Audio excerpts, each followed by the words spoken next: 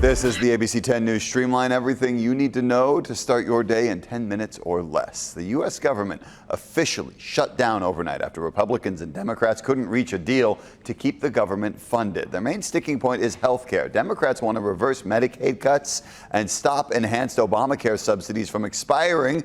They say that doing that would cost millions of dollars for Americans. Republicans won't budge, though, off of a clean spending bill.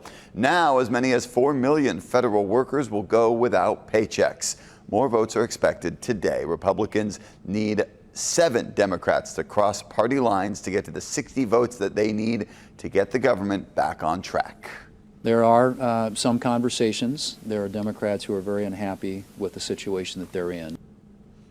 Some senators will be off tomorrow for the Yom Kippur holiday. So if there's no deal today, it'll be at least Friday before we see any progress. And the shutdown will hit Americans all across the nation. Hundreds of thousands of federal workers are facing the threat of layoffs. Flights could be delayed. Military members won't get paid until the shutdown is over. And government programs like food stamps could run out of money. Hunger relief organizations like Feeding San Diego say military families are going to be top of mind. ABC 10 News reporter Yasmin Ludi shows how more than 115,000 active duty service members in San Diego will be directly impacted.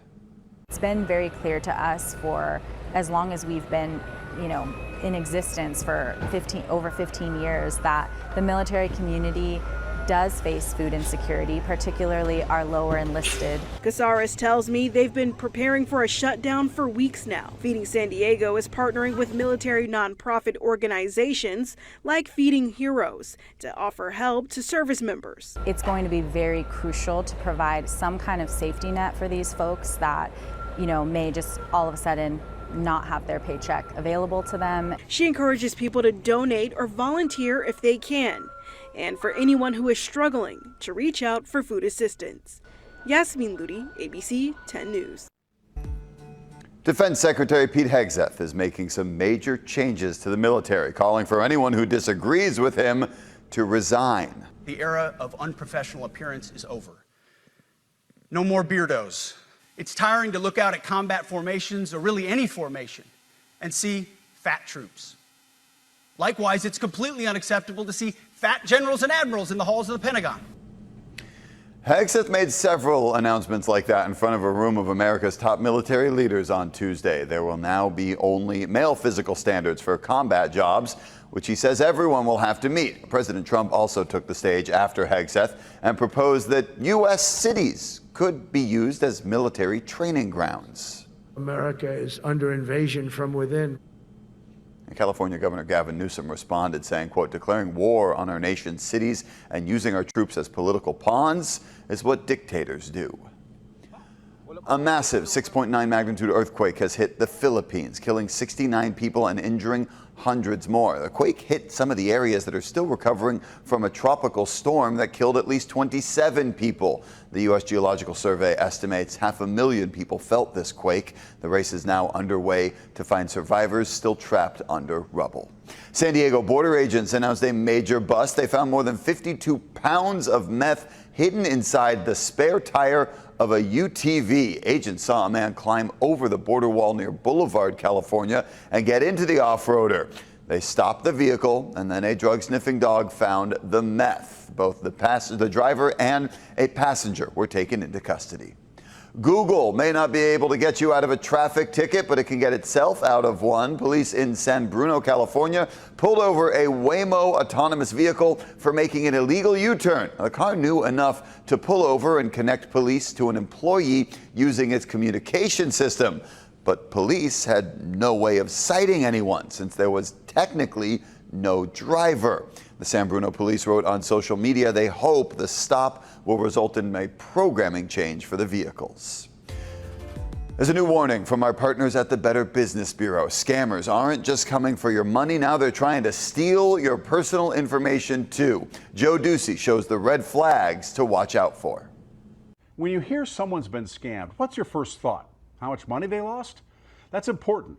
But a new survey shows just as important is how much personal information victims are giving up to scammers. Your social security number, your driver's license number, a passport number, financial accounts, a username and password. Sometimes you're even sharing the one-time code. She's Eva Velazquez, director of the San Diego-based Identity Theft Resource Center. I'm Joe Ducey with the Better Business Bureau, sharing new information that may change the way some of you ABC 10 News viewers respond to all those texts, emails, and calls. The 2025 Trends in Identity report shows impersonation scams way up, 144% year-to-year increase of scammers pretending to be your bank, law enforcement, or more. AI is being used to target victims more precisely, and more victims are sharing social security numbers and birth dates, giving scammers what they need to steal identities. I can get a new credit card or a car loan. I can get insurance or medical services or go to the dentist. Any of those things that you can do with your identity, with the right data and the right amount of data, someone else can do all of those same things. The report shows scammers using that information to take over more bank accounts, payment app accounts, Google and Apple accounts. There's so much of this stuff, I never reply to any random email, text, or call. If you think there's an issue, you go to the source. If it's a phone call and it's from your bank, I'm going to call my bank, and you call the number on the back of your card. Just because you get this unsolicited communication doesn't mean you have to engage with it. See the full study and get free ID theft help at idtheftcenter.org. Go to bbb.org to see the latest scams and hire trusted businesses. More on ID theft protections at 10news.com, and I'll see you next time. Good advice. And the San Diego Padres are looking to keep their playoff dreams alive after dropping Game 1 of the Wild Card Series against the Cubs. The Padres scored first on Tuesday afternoon at Wrigley Field. They had some chances to extend the lead.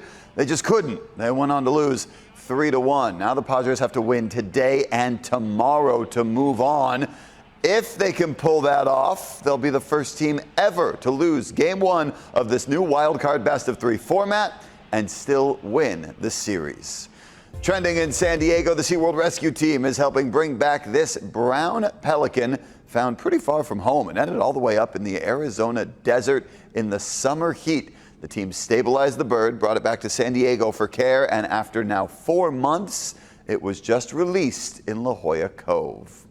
One of the most iconic taco shops in Tijuana will soon open its second U.S. location in San Diego. Tacos El Frank will open in the Gaslamp Quarter on October 8th.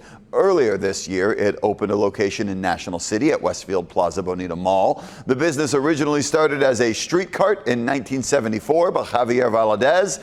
Then it opened its first brick and mortar location in TJ in 1996. Over the years, it's gained popularity and recognition from the Michelin Guide. You may have also seen it featured on the Netflix show Taco Chronicles.